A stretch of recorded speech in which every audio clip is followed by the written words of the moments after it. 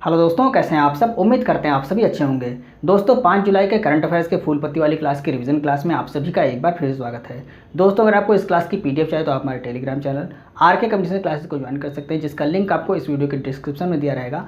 आप वहाँ से टेलीग्राम चैनल को ज्वाइन करके पीडीएफ को प्राप्त कर सकते हैं। तो आइए आज की वीडियो को स्टार्ट करते हैं। पहला प्रश्न है, हाल ही में भारत की अध्यक्षता में हुए 23वें संघाई शिखर सम्मेलन में अतिथि देश के रूप में किसे आमंत्रित किया गया था? तो तुर्कमेनिस्तान को आमंत्रित किया गया था।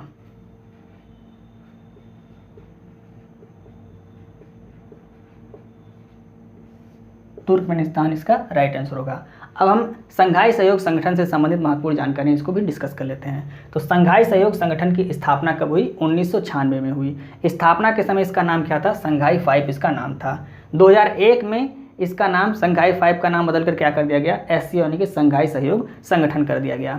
मुख्यालय कहाँ पर इसका? तो मुख्यालय बीजिंग में है, ये याद रखना है, इंपॉर्टेंट है। मुख्यालय कहाँ पर है? बीजिंग में है। कुल सदस्य देश कितने हैं? 8 सदस्य इसमें कुल टोटल हैं। कौन कौन से? चीन, रूस, Uzbekistan, Kazakhstan, Tajikistan, Kyrgyzstan, Pakistan और भारतीय 8 सदस्य देश हैं। 9वें सदस्य देश को शामिल करने की घोषणा की गई है और वो कौन सा है? ईरान। ईरान को शामिल करने की घोषणा की गई है, अभी शामिल नहीं किया गया है। कौन शामिल नहीं है? तो तुर्कमेनिस्तान इसमें शामिल नहीं है, आपको याद रखना है। SCO के 23वें शिखर सम्मेलन की अध्यक्षता कौन कर रहा है? तो भारत इसकी अध्यक्षता कर रहा है। 2023 की थीम क्या है? टुवर्ड्स ए सिक्योर SCO, ये इसकी थीम है, आपको याद रखना है। 2023 में मुख्य अतिथि किसको बनाया गया है? तुर्कमेनिस्तान को बनाया गया, जो इसमें शामिल नहीं है उसी को, तुर्कमेनिस्तान को इसमें मुख्य अतिथि बनाया गया है। भारत की मेजबानी में SCO के विदेश मंत्रियों की बैठक का आयोजन कहाँ पर किया गया है? गोवा में इसका आयोजन किया गया है। आइए नेक्स्ट प्रश्न देखते हैं। दूसरा प्रश्न है, WTO यानी कि वर्ल्ड ट्रेड ऑर्गेनाइजेशन या विश्व व्यापार संगठन की रिपोर्ट के मुताबिक वैश्विक वाणिज्यिक सेवाओं के निर्यात में दुगनी वृद्धि हासिल करने वाला देश कौन सा है? भारत और चीन इसने दुगनी वृद्धि हासिल की है।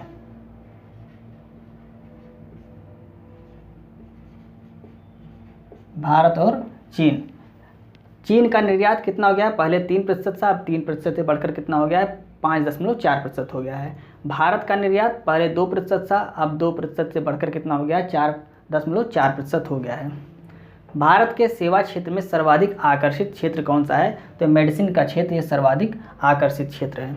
भारत और चीन के बीच कौन सा युद्धाभ्यास होता है? तो हैंड इन हैंड युद्धाभ्यास ये भारत और चीन के बीच होता है। वर्ल्ड ट्रेड ऑर्गेनाइजेशन इसकी स्थापना कब हुई? 1995 में इसकी स्थापना हुई। मुख्यालय कहाँ पर है? जिनेवा स्विट्जरलैंड में इसका मुख्यालय है। और अध्यक्ष कौन है? नागोजी ओंकाया इबेला, ये इसकी अध्यक्ष है WTO की। ये कहाँ की रहने वाली है इसको आपको कमेंट करके बताना है।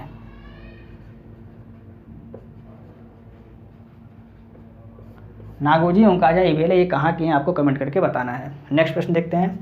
हाल ही में ग्लोबल शतरंज लीग के पहले संस्करण का आयोजन कहाँ पर किया गया है? तो इसका आयोजन दुबई UAE में किया गया है।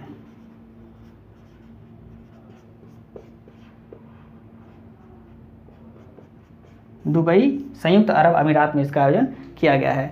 विजेता कौन है? त्रिवेणी अलायंस ये विजेता है और उपविजेता कौन है? ग्रैंड मुंबा ये उपविजेता, आपको याद रखना है। जापान के बारे में देख लेते हैं। जापान की संसद का नाम क्या है? डाइट वहाँ की संसद का नाम है। मुद्रा क्या है? येन वहाँ की मुद्रा है। और सबसे बड़ा द्वीप जापान का कौन सा है? होन्शु द्वीप ये सबसे बड़ा द्वीप है जापान का। कनाडा के बारे में देखिए। मॉन्ट्रियल प्रोटोकॉल ये कनाडा में हुआ था। कब हुआ था? 16 सितंबर 1987 को हुआ था। जैव विविधता से संबंधित था और इसमें ओजोन परत के संरक्षण की बात कही गई थी। तो इसीलिए ओजोन दिवस कब मनाया जाता है? 16 सितंबर को मनाया जाता है। भारतीय अखिल सेवा का उल्लेख किस अनुच्छेद में किया गया है भारतीय संविधान के? तो अनुच्छेद 312 में इसका उल्लेख किया गया। किसका उल्लेख? भारतीय अखिल सेवा का उल्लेख भारतीय संविधान के अनुच्छेद 312 में किया गया है। आपको कमेंट करके बताना है अनुच्छेद 315 में किसका उल्लेख किया गया है, ये आपको कमेंट करके बताना है। आइए नेक्स्ट प्रश्न देखते हैं। चौथा प्रश्न है, हाल ही में फूड एंड एग्रीकल्चर ऑर्गेनाइजेशन का नया महानिदेशक किसे बनाया गया है? क्यू डोंग्यू को बनाया गया है। ये चीन के रहने वाले हैं।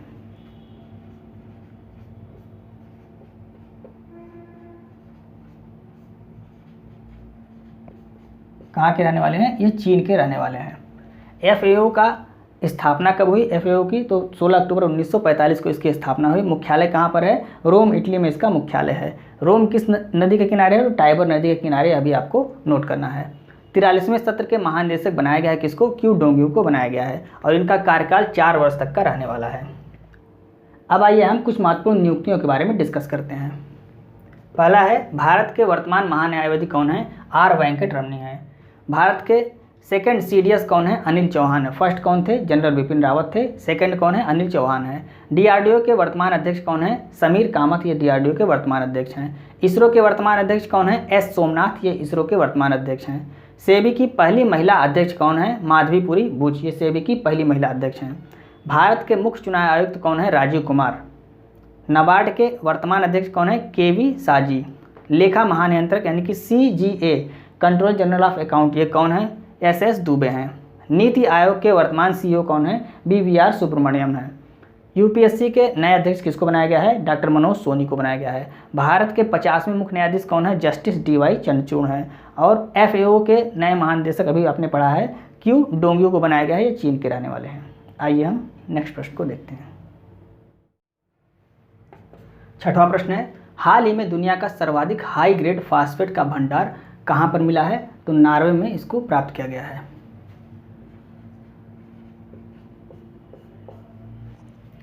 फास्फेट का उपयोग किस में किया जाता है? तो उर्वरक के निर्माण में फास्फेट का उपयोग किया जाता है। उर्वरक में NPK का अनुपात क्या होता है? N मतलब नाइट्रोजन, P मतलब फास्फोरस और K मतलब क्या होता है? पोटेशियम। तो इसका अनुपात क्या होता है उर्वरक में? तो 4:2:1 के अनुपात में यह होता है।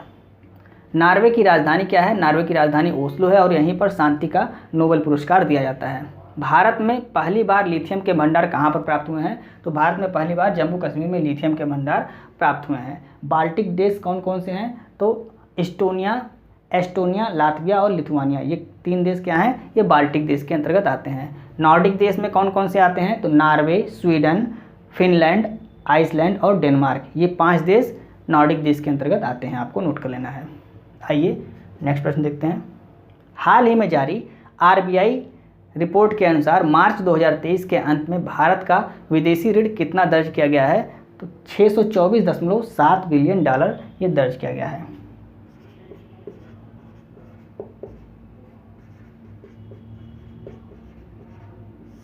$624.7 बिलियन इसको दर्ज किया गया है।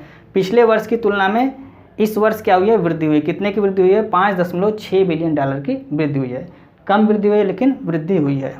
अधिकतम ऋण किस मुद्रा में है? तो डॉलर में। अधिकतम ऋण किस मुद्रा में है? डॉलर में है। भारत का जो अधिकतम ऋण है वो किस मुद्रा में है? तो डॉलर में है।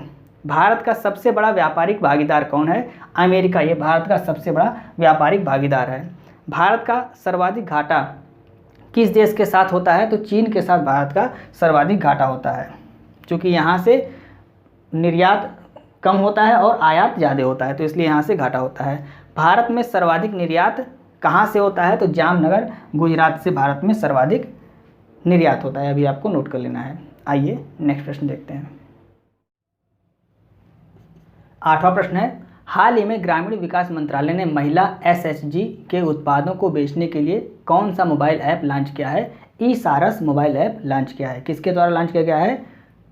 ग्रामीण विकास मंत्रालय द्वारा इसको लॉन्च किया गया है।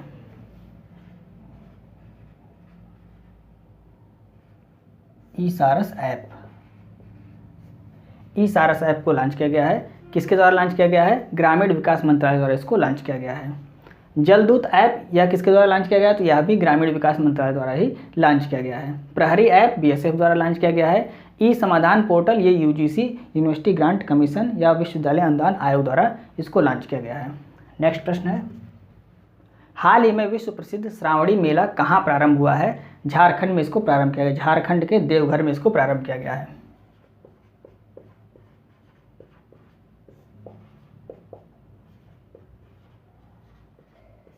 झारखंड के देवघर में इसको प्रारंभ किया गया है।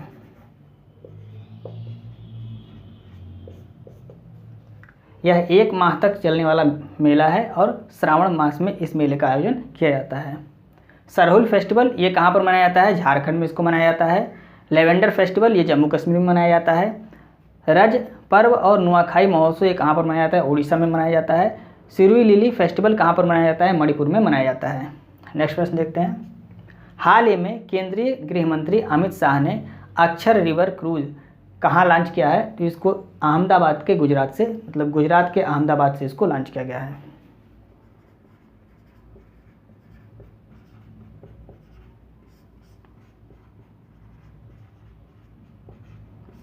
अहमदाबाद गुजरात से इसको लॉन्च किया गया है।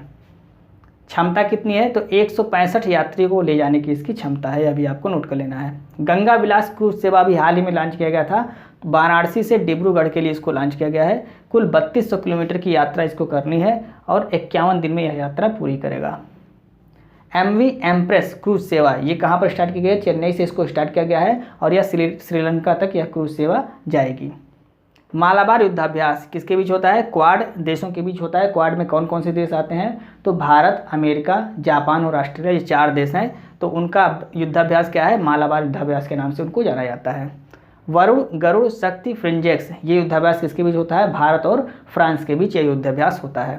तर्कस युद्धाभ्यास ये भारत और अमेरिका के बीच होता है। एफिंडेक्स अभ्यास ये भारत और अफ्रीका के बीच इसका आयोजन पहली बार किया गया है। कहाँ पर हुआ है, पुणे में इसका आयोजन किया गया है। ये आपको याद रखना है, आयोजन कहाँ पर किया गया है, पुणे में इसका आयोजन किया गया है। किसका, एफिंडेक्स अभ्यास का, भारत और अफ्रीका के बीच यह अभ्यास किया गया है।